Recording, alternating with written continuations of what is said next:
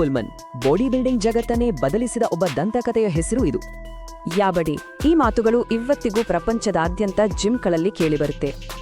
8 ಬಾರಿ mister Olympia, ಆದ್ರೆ ಈಗ ವೀಲ್ಚೇರ್ ಮೇಲೆ ಉತ್ತುಂಗಕ್ಕೆ ಏರಿದ ಈ ವ್ಯಕ್ತಿ ತೆತ್ತ ಬೆಲೆಯ ಕಥೆ ಇದು.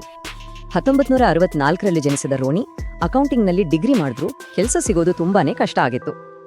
ಸಂಬಳ ಅಷ್ಟು ಕಡಿಮೆ ಇತ್ತು ಅಂದ್ರೆ ಹೊಟ್ಟೆ ತುಂಬಿಸೋಕೆ ಫ್ರೀ ಪಿಜ್ಜಾನೇ ಗತಿಯಾಗಿತ್ತು.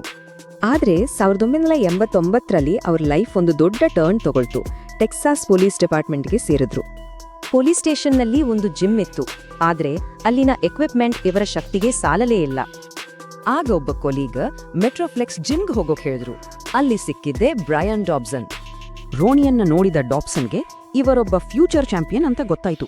ಒಂದು ಆಫರ್ ಕೊಟ್ರು. ಆಫರ್ ಸಿಂಪಲ್, ಜಿಮ್ ಪರವಾಗಿ ಸ್ಪರ್ಧಿಸಬೇಕು.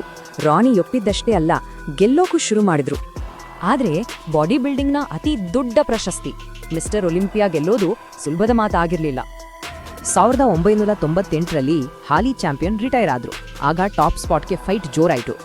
ಆದ್ರೆ ಎಲ್ಲರ ಲೆಕ್ಕಾಚಾರ ಉಲ್ಟಾ ಮಾಡಿ ರೋನಿ ತಮ್ಮ ಮೊದಲ ಮಿಸ್ಟರ್ ಒಲಿಂಪಿಯಾ ಟೈಟಲ್ ಗೆದ್ರು. ಅದು ಶುರು ಅಷ್ಟೇ. 1998ರಿಂದ 2005ರವರೆಗೆ ಸತತ 8 ಬಾರಿ ಆ ಪಟ್ಟ ಅವರದಾಯಿತು. ಅವರು ಬರೀ ಗೆಲ್ಲಲಿಲ್ಲ, ತಮ್ಮ ಗಾತ್ರ ಮತ್ತು ಕಂಡೀಷನಿಂಗಿಂದ ಬಾಡಿ ಬಿಲ್ಡಿಂಗ್ನ ಸ್ಟ್ಯಾಂಡರ್ಡ್ನೇ ಬದಲಾಯಿಸಿದ್ರು.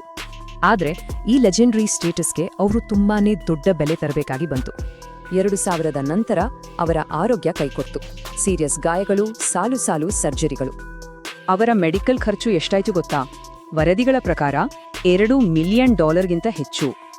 ಒಂದು ಕಾಲದಲ್ಲಿ ಟನ್ಗಟ್ಟಲೆ ತೂಕ ಎತ್ತಿದ ವ್ಯಕ್ತಿ ಈಗ ವೀಲ್ಚೇರ್ಗೆ ಸೀಮಿತ. ಆದರೂ ವೀಲ್ಚೇರ್ನಲ್ಲೇ ಕೂತು ಇವತ್ತಿಗೂ ಅವರ ಸ್ಪಿರಿಟ್ ಲಕ್ಷಾಂತರ ಜನರಿಗೆ ಸ್ಫೂರ್ತಿ ನೀಡ್ತಿದೆ. ಅವರ ಈ ಕಥೆಯ ಹಿಂದಿರೋದು ಒಂದೇ, ಅದು ಅವರ ಅದಮ್ಯ ಇಚ್ಛಾಶಕ್ತಿ, ಸೋಲನ್ನ ಒಪ್ಕೊಳ್ದ ಮನಸ್ಸು.